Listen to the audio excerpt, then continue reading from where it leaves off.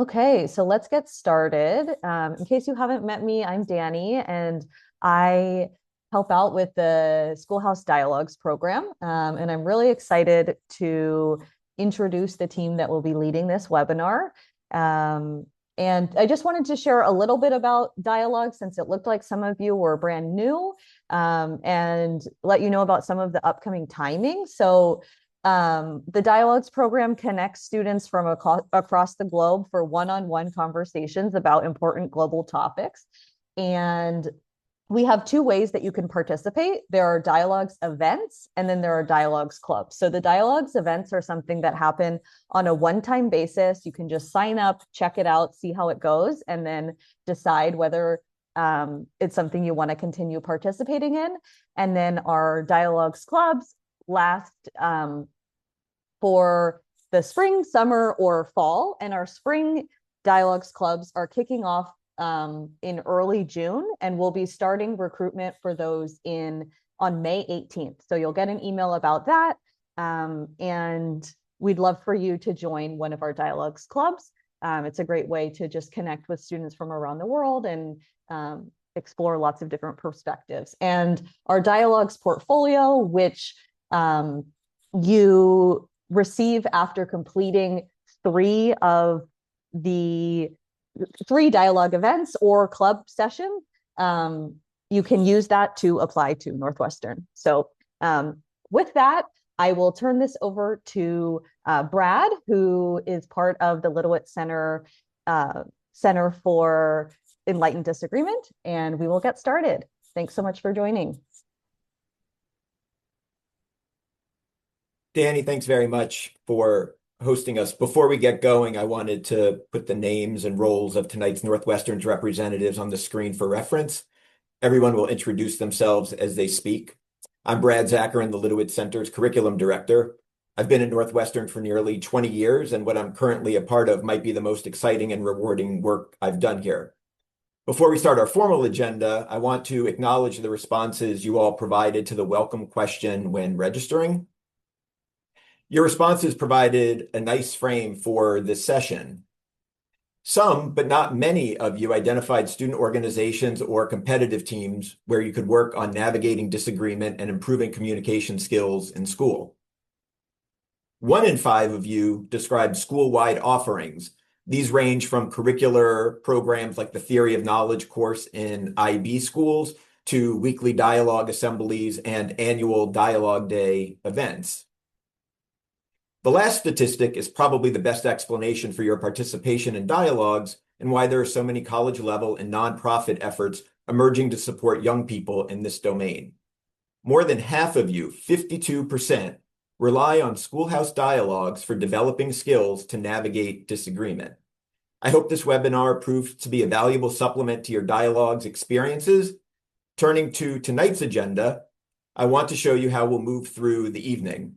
We'll try to get to the interactive value formation exercise as quickly as possible and leave time for your questions at the end.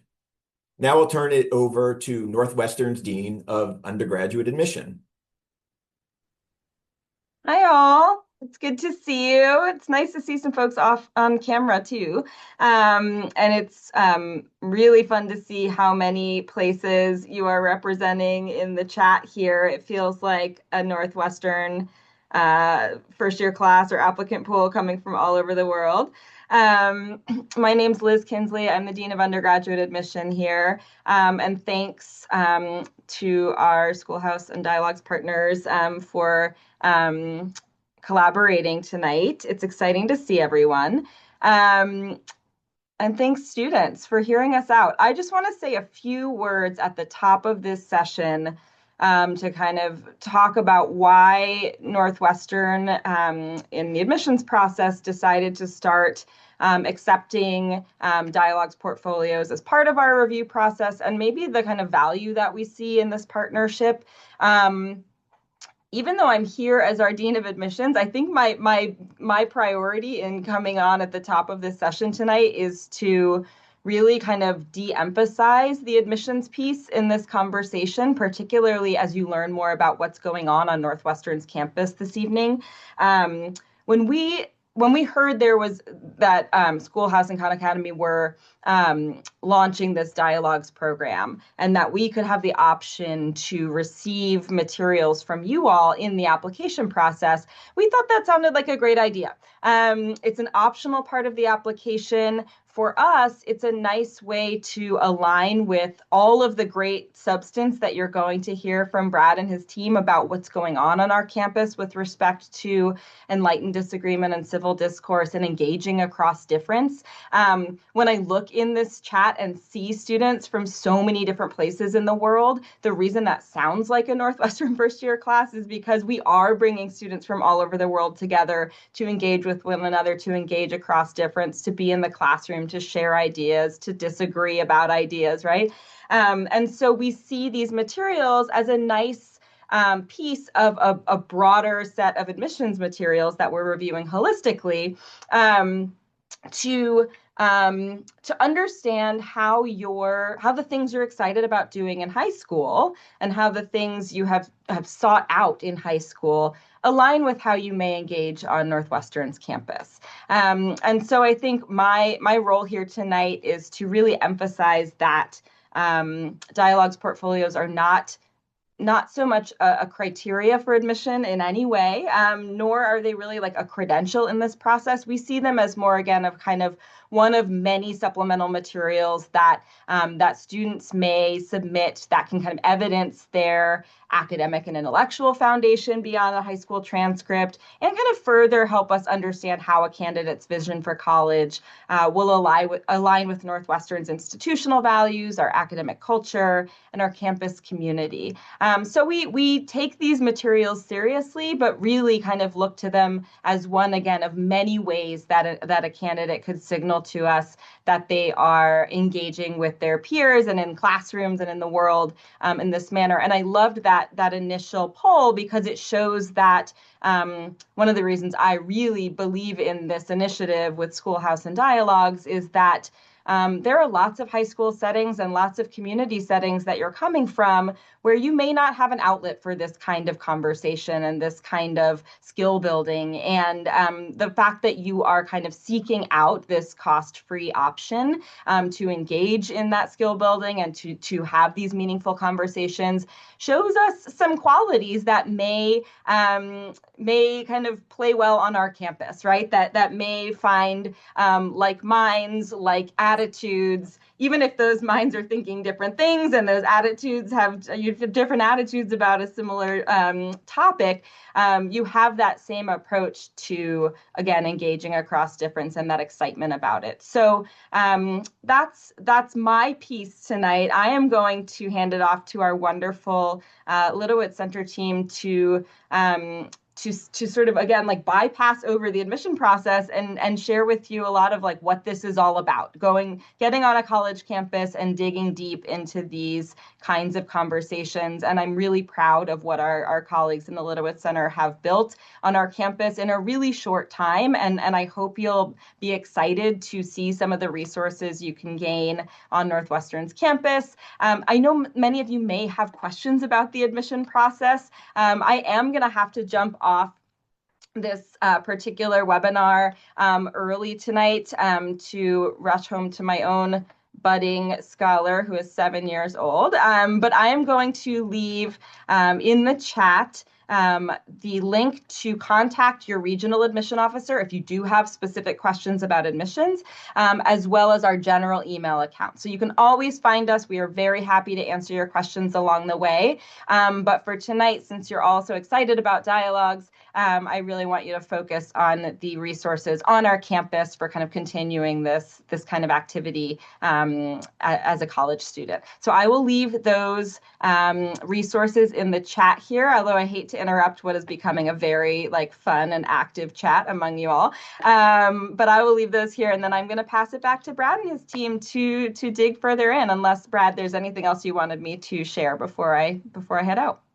That was great, Liz. We really appreciate you being here and making the time to connect the work you all do in your office with the work we're doing at the Litowitz Center to make Northwestern's campus environment as vibrant as possible in this space in particular. So thank you. My pleasure. All right. Thank you. It's good to see you. All right, so Liz will be dropping some links in the chat, and we will carry on with the agenda. So we want to talk a little bit about what we mean by enlightened disagreement here at Northwestern. Enlightened disagreement hinges on a seemingly counterintuitive premise. Disagreement is not a flaw to be fixed, but a strength to be harnessed. Let that sink in. Disagreement is not the problem. The problem? We don't disagree well, and that makes everyone angry. We call that affective polarization, and it's not a good thing.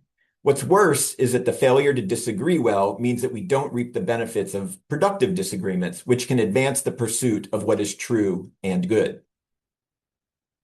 Enlightened disagreement is an approach to disagreement that focuses on means, not ends. In short, it's a principal mode of engagement for addressing epistemic or moral issues.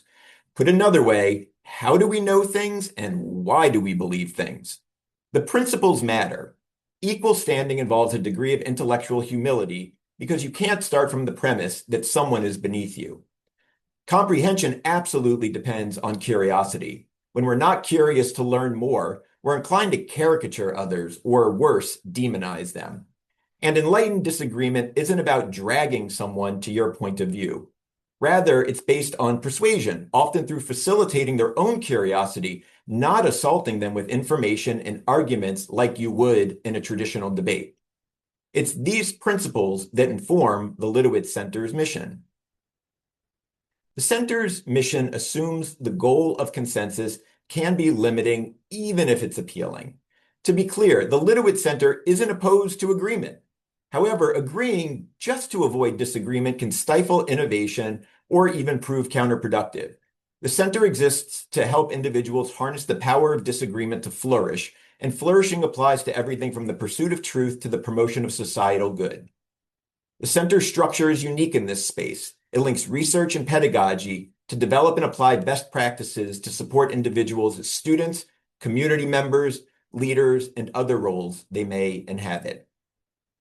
We're working with psychology professor Steve Francaneri, who developed a collaborative writing-based game that facilitates argument mapping about contentious issues. The QR code will take you to the Point Taken website, where you can make an account to play online. Nick will put the link in the chat for you.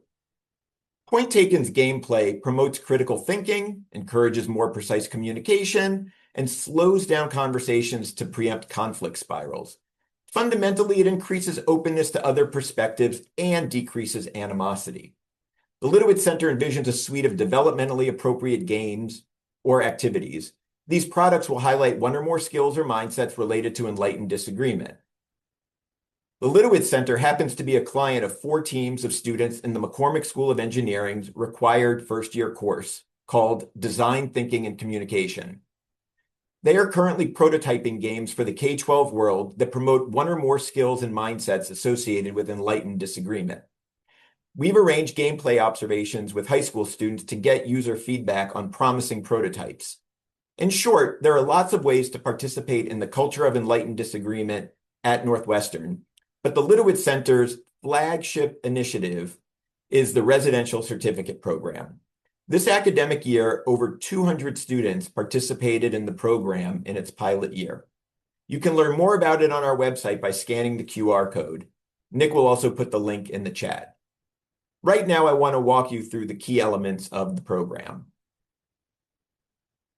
So there's a mixture of unique features that include the program being high touch, in person, residence-based, credential yielding, and large scale.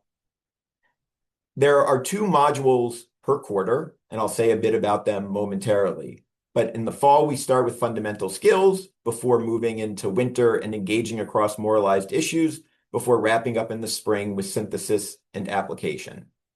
Now, this program is not a course. There's no academic credit or transcript notation, but the certificate is a meaningful credential on your resume as it's sponsored by the Kellogg School of Management here at Northwestern.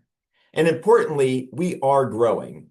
As I mentioned, we have 200 plus students in our pilot year, And by 2030-31, we expect to have over 750 students per year participating in the program.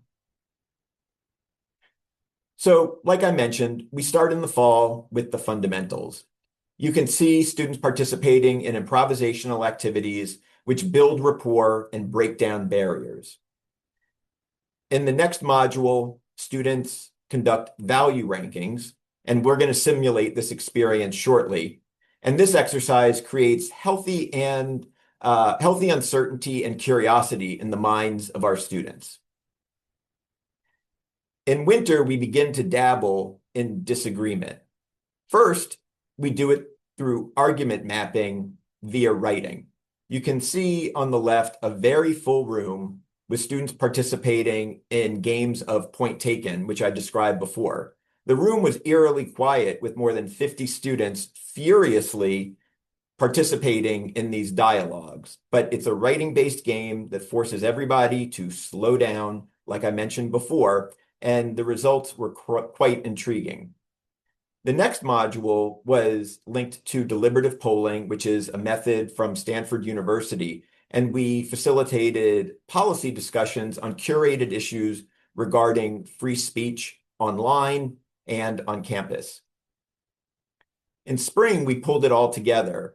Renowned science journalist David McRaney came to campus for a keynote address covering a lot of the brain science that he expertly addresses in his most recent book, How Minds Change. He also taught our students the conversational technique of telescoping, which prepared them for the program's capstone experience, where they went out into the real world and practiced this technique to explore people's views, attitudes, and beliefs. The last photo there is Professor Eli Finkel, one of the faculty co-directors of the Litowitz Center. He led the final session of the program in which students learned how to extend from telescoping conversations to more persuasive techniques and to reflect on the year gone by. I do want to mention an informal part of the program. Based on student demand from day one, we started planning optional events like presidential coffees and small group dinners with center leadership. It's worth noting that at every session of every module, we serve dinner to students before the formal activities begin. And we, as well as many of our guest observers, noted that students were always talking to each other and not scrolling on their phones. So while this program was built up around the intentional goal of promoting enlightened disagreement, we seem to have generated a very strong sense of community that's been quite meaningful for our program participants. I want to just briefly share some of the preliminary data on the program. When asked about improvement in various areas due to their participation, student responses to a number of prompts were effectively 100% in agreement about their progress and growth. But the majority of responses, as you can see on the screen, were strongly agree. And it's worth noting that we had a self-selecting group in our program. Many students, probably like most of you, were actively engaged in pursuits focused on leadership, communication, and civil discourse before joining the program. I'll note that this preliminary data suggests the importance of ongoing practice and immersion in a community of people with a shared purpose. I imagine most of you feel you're getting something out of your dialogue sessions, or you wouldn't be logging on or paying attention to announcements about events like tonight's. I applaud you for making the time not only to seek out resources, but to utilize them. These sample data points are consistent with many other responses in the end of program survey. And again, nearly 100% agreement with substantial majorities strongly agreeing. This is a comment from our end of program survey.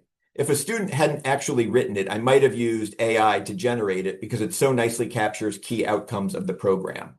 We want students focused on asking questions, not scoring points, zeroing in on actual and specific disagreements, not assumed and general ones, and listening with purpose, not waiting to interject. Now, to prove that I didn't need AI to get student feedback like this, I'm going to turn things over to a real live program participant. Sejal is a member of the inaugural cohort of Northwestern students to receive the certificate in Enlightened Disagreement. Sejal, take it away. Hi everyone, I'm Sajal and I'm a junior at Northwestern and was part of the first cohort of Litowitz Center program participants.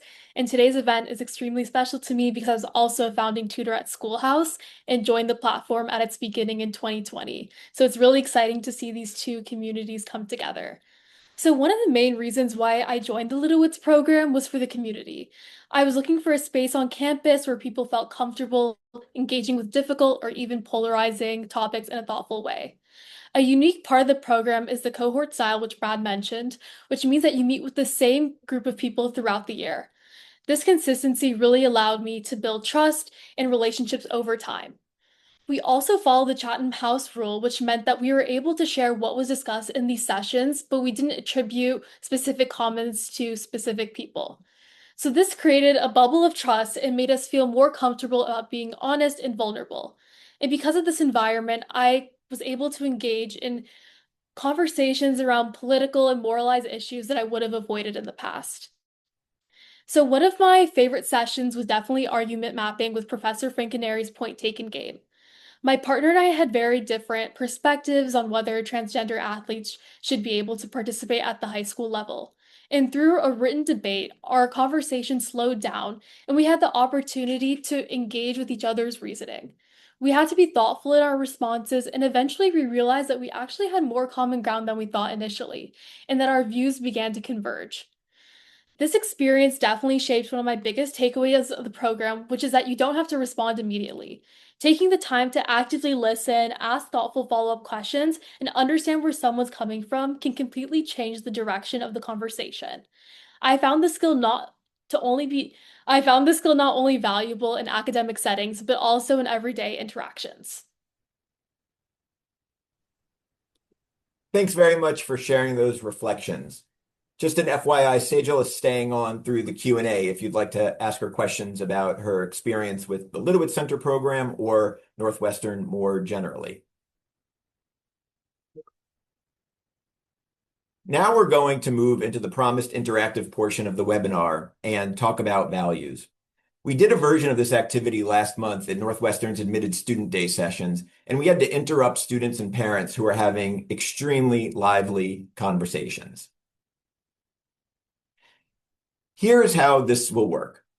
Nick is going to launch a poll for you to record your responses. We'll give you about 2 minutes to complete it. Try to use the full spectrum of response options, but it's okay if you have a couple of attributes with the same score. Don't overthink your priorities, just go with your gut. Rank attributes based on what the term means to you. There are no right or wrong answers here. Everyone gets an A+ tonight, I promise.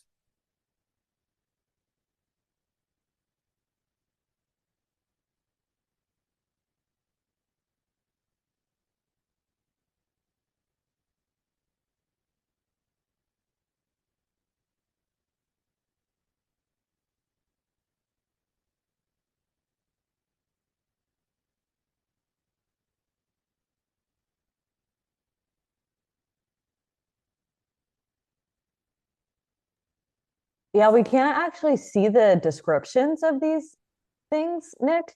Um, so I think we may need to voice over them potentially, each one.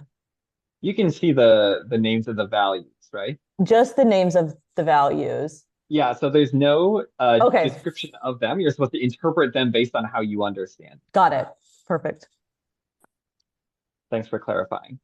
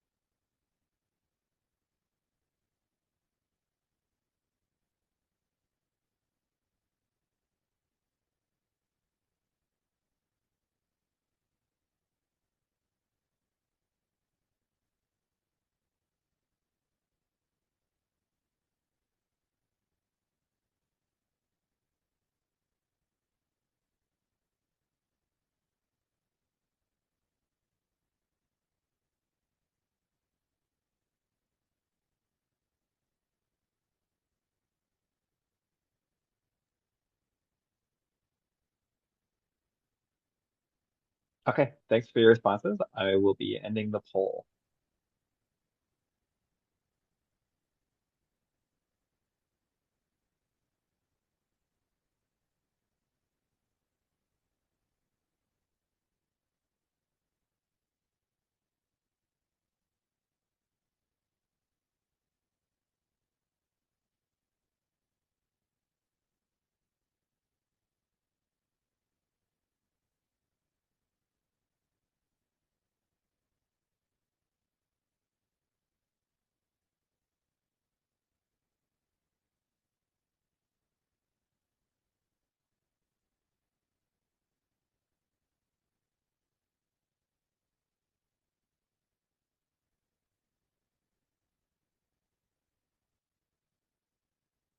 Nick is just doing some quick tabulations for us.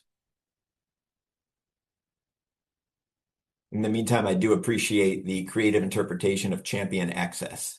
All Northwestern students get to hang out with Stephen Colbert.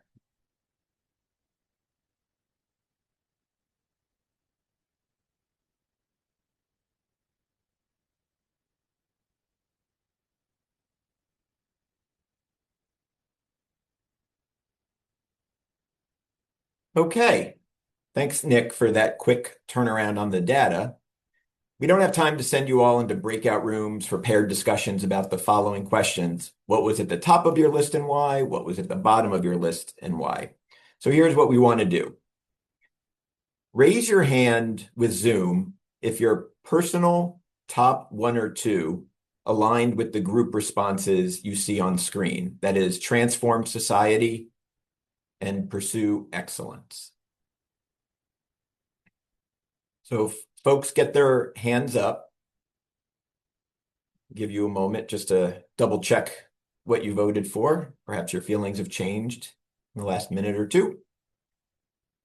So if you have raised your hand, please give a thumbs up if you are willing to come off of mute and briefly explain why transform society or pursue excellence was near the top of your list. And Nick will spot someone to call on.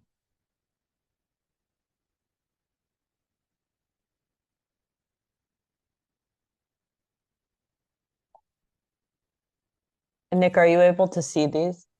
Yeah, I Okay. see him coming in. Why don't we call on Theo? Yeah, so for me, I just I think that one of my main goals in life is to pursue excellence in everything that I do. And I think that a college that can match that ideal is very important to me.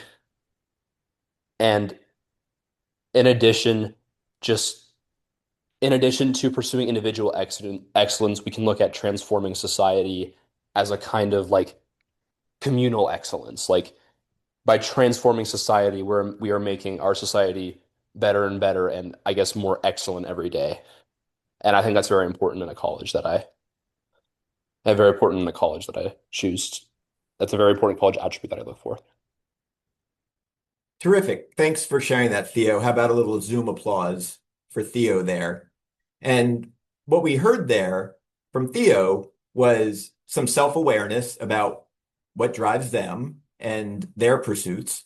And they would want to see that in a college that they go to find a fit. And if I understood the comment correctly, the goal of transforming society is almost the institutional level version of the kind of college that Theo would want to be at. So that's terrific. Now we need another volunteer. Please give a thumbs up if you had either of those two attributes, transform society or pursue excellence, near the top of your list, but for very different reasons than those shared by Theo. And Nick will call on someone. If it's easier, they could put the thumbs up in the chats. I feel like the thumbs are disappearing. It's okay. I can see Miru J has a quick response time. So you can take it away, Miru. Wait, so like I'm speaking now? Yep. Oh, okay. So I'm a firm believer that like education is like the key to like improving everything, which kind of like connects to like these topics.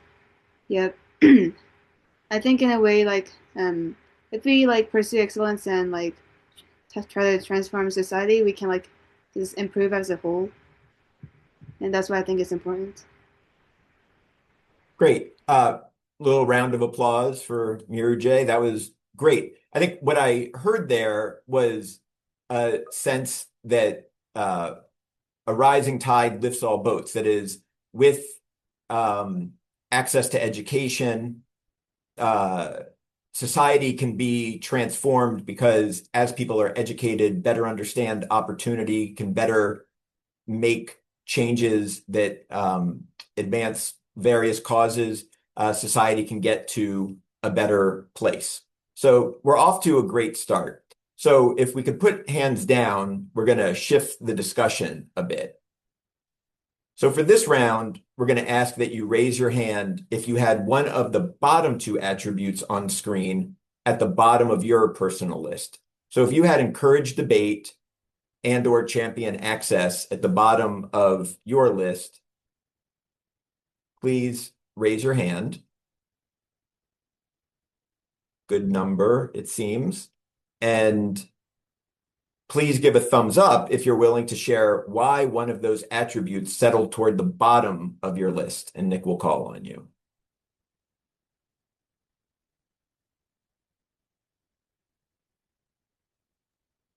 Great. I see Omar here. Do you want to share? Yeah, I would like to share. Okay, first of all, I'm gonna like say that encouraging debate would be the least thing in the attributes because like there's no debate at that level of in the university. Like I see that we only like pursue excellence, not debate at all. Even the professor, like there is no debate. I just like listen, like I just get from him the the information that I want, but I'm not asking him back. Yes, and that's it. Great. So if I'm hearing Omar correctly, they are going to college to get educated by experts in the field who can impart a lot of knowledge and wisdom. Omar is not necessarily looking to get into a debate with them in class because that would take away the time from transmission of knowledge, which could advance Omar's education. So that's Yes. fantastic. I hope I rendered that faithfully, Omar. Yeah, you did it well. Fantastic. Great. Round of applause for Omar, please. So we're going to do hands down again. Raise your hand if you had 8 or 9, which is encourage debate, champion access. If you had either of those two as your top 1 or 2. So this one's a little trickier. Number 8 and 9 on the screen are your personal 1 or 2.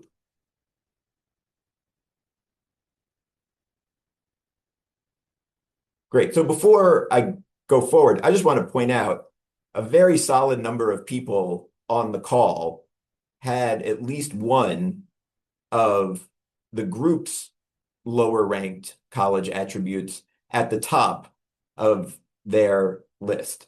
So give a thumbs up if you've got your hand up. If you'd like to explain why you placed one of those attributes in your top 2, and Nick will call on you.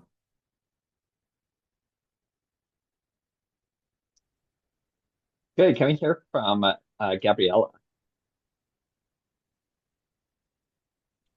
Yeah, so I had champion access in as one of my top ones. And that's just because I think that it's just so important to like give everyone the type of opportunity to create like a diverse class because that's really where like ideas can come together to create like truly like novel things. And it also just gives like so much perspective on like different walks of life and people who live and like come from different places and situations. And it just like adds so much like depth and value to like a university environment. Great. Round of applause for Gabriella. What I particularly appreciate about that comment, and I don't think I could have scripted it much better, is you can see or hear in their remarks that to champion access means to create an environment on campus where you can run in to people with different backgrounds, different viewpoints, different lived experiences and life goals, and that enriches the overall learning environment in ways that complements, supplements what you're going to get from the genius professor in the classroom who is handing out knowledge and wisdom and data that Omar wants to be guzzling.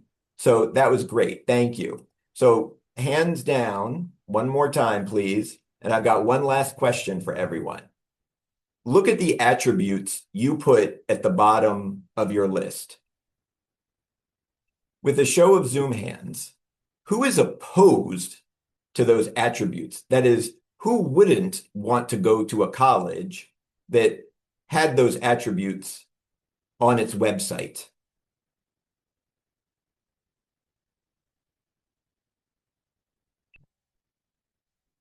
So not a lot of hands going up. And I hope you'll take away a couple of lessons from this very brief activity.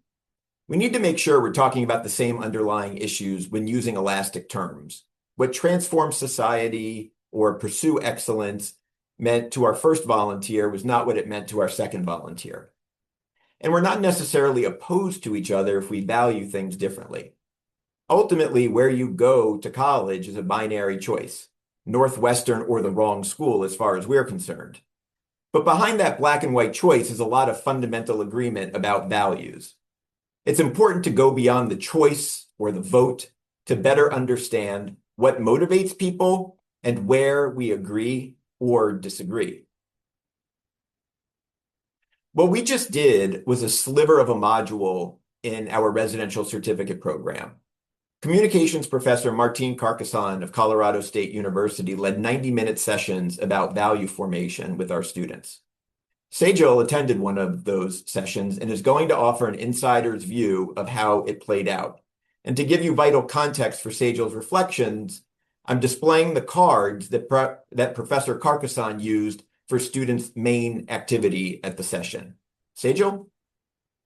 Yeah, so we did a similar iteration of this activity in the program. Actually, I think this was our second module, so it was pretty early on.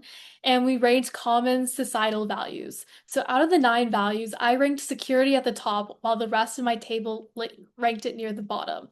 And so that sparked an interesting discussion about why. And for me, it came down to my personal experience living abroad. But it also made me realize that our perspectives are shaped by individual experiences, and because of that, people can arrive at different conclusions without being right or wrong. We often assume that certain values and beliefs are universal, and when in fact things like security and freedom can mean different things to different people. And this is very similar to what had just happened in our previous activity. So after this activity, I became very curious in my own conversation, and I started asking questions not to only understand what people believe, but why they believe it. Because once you understand someone's values and where they're coming from, conversations become less about winning and more about finding common ground and mutual understanding. Thanks, Sejal, for those reflections. I trust everyone has a richer sense of the impact activities like these can have on our learning and personal development.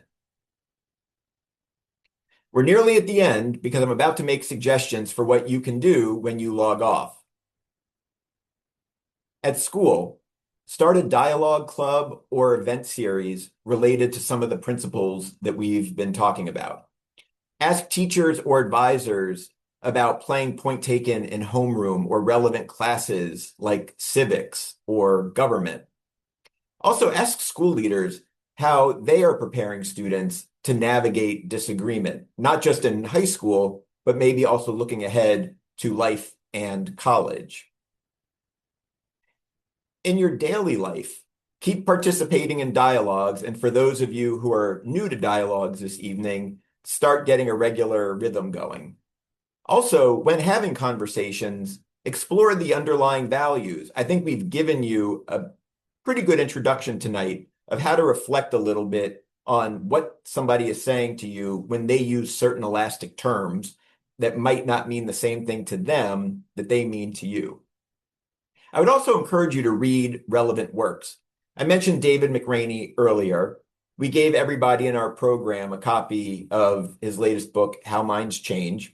It is a very accessible read, and it is really, I couldn't recommend it more highly. So check it out from your library. And we are happy to provide more resources from the Litowitz Center for anybody who wants to find out more. We have links to research articles and news articles on our website, and in time we will be building out greater resources to share. Now, looking ahead to the college search, browse websites and ask questions at virtual info sessions, college fairs, and on campus tours. Some of the best sources of insight will be current students like Sejal.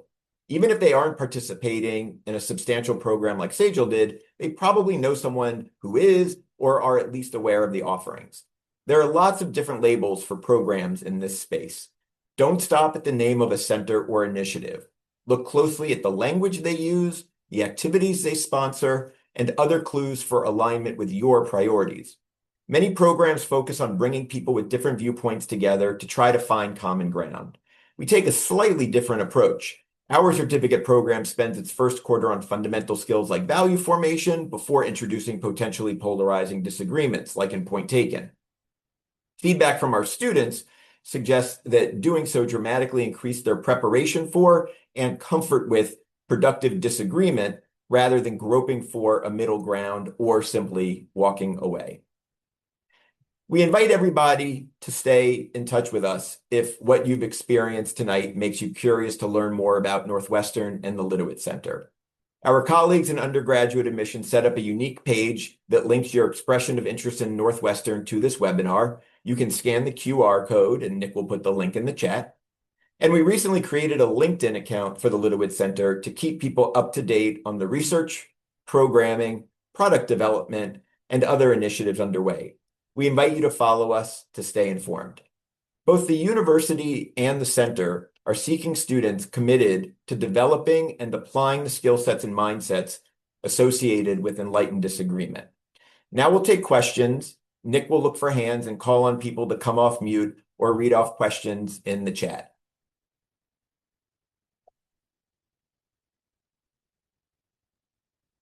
Right, to start, we do have one question, which is, have we seen our dialogues or sessions meaningfully impact internships, research leadership roles, or is the impact indirect?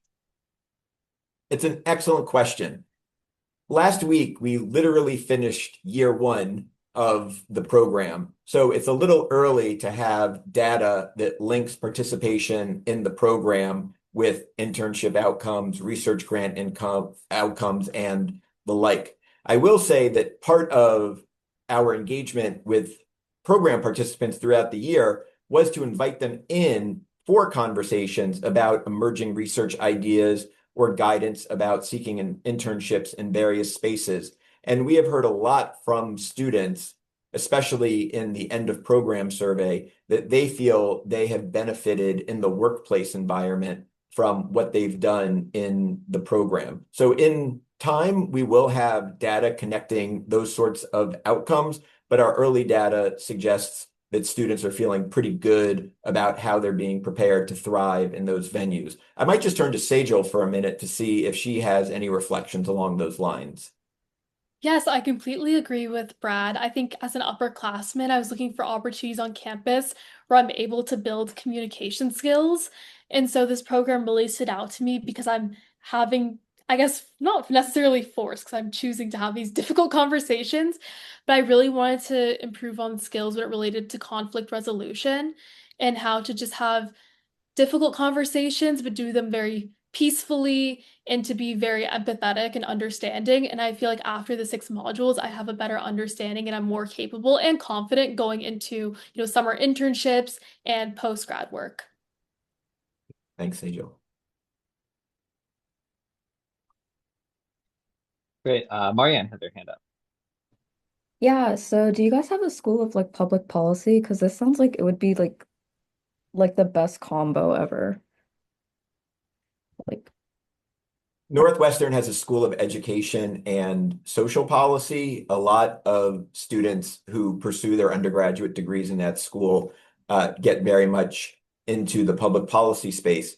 But through our other schools, as well as with university-wide opportunities, students can chart out really deep engagement in the public policy sphere. A lot of students in majors like political science, as you might imagine, are doing a lot in public policy. We also have a very robust Center for Civic Engagement, and a lot of students engaged with the center not only do work in the nonprofit sphere, but also a lot in the government realm. So it is a very vibrant campus with respect to public policy. And we are hoping that some number of students who come through our program leverage what they learn in the program and bring that into, the halls of government, community organizations, and the like. I also just wanted to mention that program participants come from a wide range of Northwestern undergraduate colleges, grade levels, international, domestic. It's one of the, I guess, melting pots of campus is this program. I can verify actually that the demographics of the 200 plus students participating in our program is remarkably representative of the academic profiles of students and demographic profiles of all kinds. So it's a very good sign, we think, about the breadth of interest in the student population here at Northwestern. Great. Let's take a question from Brendan K. Yeah, so this question was specifically for Sejal, but referring back to the poll earlier when we were asked about, I think our main priorities pertaining to what college should mean for us. If you had to answer that question, what do you think would be your most important, and how does Northwestern really represent that value for you? This is a great question. Brad, do you think you can go back to that slide so I can see the different options? Sure. Because, like you guys, we all went through the activity. All 9 values are super important. So it's very hard to do the ranking. And I know at the bottom, everyone said embracing debate. If it were a perfect world, that would be our top 3. But I think the options were all super important. So I think the most important college attribute was probably strengthen community. I think who you surround yourself with at college can make or break your experience. And I think being part of the center, I've been able to be surrounded by like-minded individuals who are also willing to have very open conversations about moralized issues, but then also the day-to-day, what it's like to be a college student at Northwestern, the daily struggles. And it's just been, I think, a good experience being part of the center, being part of different organizations on campus and seeing how the conversations are very different. And just you're able to meet so many different people that have different perspectives, different ideas, different backgrounds, but then you all come together and share one thing. So whether it's Enlightened Disagreement, I'm also in the Daily Northwestern, so love for journalism, you find different pockets of community on campus. I hope that answers your question. Yeah, thank you. Great. UUA. Sorry if I pronounced your name incorrectly. Yeah, it's okay. Thank you. So my question is that will we have more like similar activities hosted by the Northwestern University with like the dialogue program? For example, will we have the opportunity to engage with students like undergraduate students that actually comes from the Northwestern University and like have dialogues with them? Danny, do you want to go first? So it's something that we're open to, and thank you for suggesting the idea. I think it wasn't part of our plan, but I think it would be really interesting to have a panel of students come and share about their experiences. And that's definitely something we can consider. From a safety perspective, we don't typically allow older students to participate in dialogues events. So they would be able to participate in our dialogues clubs with with a club president who is over 18, who's 18 or older. Okay, thank you. I'll just offer one thought on this topic. We are open to ideas and could imagine as we continue product development, that is the games for the K-12 world that are under development, that we might be able to bring some of those, especially those that involve online gameplay, perhaps into this sort of venue so that a professor or an undergrad who is leading the design project could facilitate some gameplay, further introduce people like you on the call to principles of enlightened disagreement, and get meaningful feedback to refine prototypes, do beta testing on products and see what we might be able to come up with. You so much. Like that sounds really interesting, and because like I personally prefer like these dialogue sessions very much, and I'm beginning to host a dialogue club myself this summer, so I'm just really looking forward for all of these opportunities. Great, thank you. Cool. We can hear from Pranamya. Yeah, I guess this question is more for Sejal, but how would you say the students were able to like navigate between, because the academic rigor that Northwestern has, and then also like continue to be consistent with the events and like the discussions at the center? And also, did you ever feel like you were having to like miss out on certain opportunities because you just didn't have the time for it, or because there was just like too much on your plate? Yeah, of course. First off, Brad is amazing with all the scheduling this past year. So I actually haven't had a major conflict. There was one conflict last week, and Brad just shifted me to another session. So there's a lot of flexibility in the program. Every quarter, there is 2 seminars. And so it would be 5:30 to 7:30, usually on a Tuesday or Thursday. And if you're unable to meet your cohort session, Brad can reschedule to another cohort. So there's a lot of flexibility in that. And so there was, I guess, no reason for me to miss out on any of the events. And then, of course, some of the additional community events that Brad was talking about, the coffees with the presidents and the community dinners, those were obviously a lot harder to reschedule, but there was definitely some flexibility.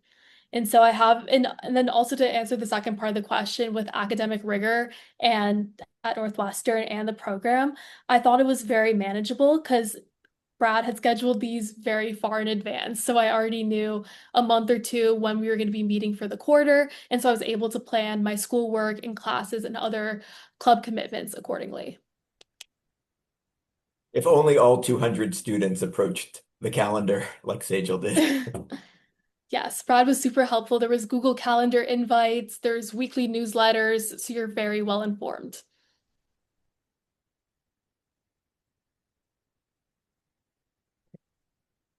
Cool. I think we have time for one more. So why don't we hear from Jad H. Yeah, so my question is, I think this is specifically to Brad. You mentioned product development. So on the new product that you guys are building for K-12 students, I was wondering if the engineering undergraduate program students are like have an opportunity to also, build and be on the team. Do you have any like knowledge if you do, or like thoughts on that? Is the question whether you need to be in that class to work on the game development? Or just in general, if you have the opportunity to be able to Yes. The short answer is anybody who wants to work on product development for the Litowitz Center should call me. We want all creative and innovative minds to help with this initiative. We think it has a lot of potential to make a meaningful impact in the K-12 world. and to set people up for greater success in college. The teams we're working with right now have some fascinating concepts and prototypes that they're rolling out and testing with high school students next week. We are also working on some other product development internally. I'll just briefly mention because I like to geek out about these things, but a professor in the School of Journalism who's very concerned with issues of scientific literacy or lack thereof. I met her at a presentation at The Garage, which is the campus student incubator for new businesses. And I was pitching the problem of promoting enlightened disagreement in the K-12 space, and she was focused on her topic. And we both walked out of that session thinking that we needed to be working together. And so we have a game in progress that hopefully within a year will be available online. So you never know where ideas are going to come from, and we are open to any and all ideas. So thank you for the question. Thank you. Danny, do you want to close out? Yeah, I'm happy to stick around if anybody has any questions specifically about dialogues. But thank you so much to Brad, Nick, Sejal, and Liz, who was here earlier. We really appreciate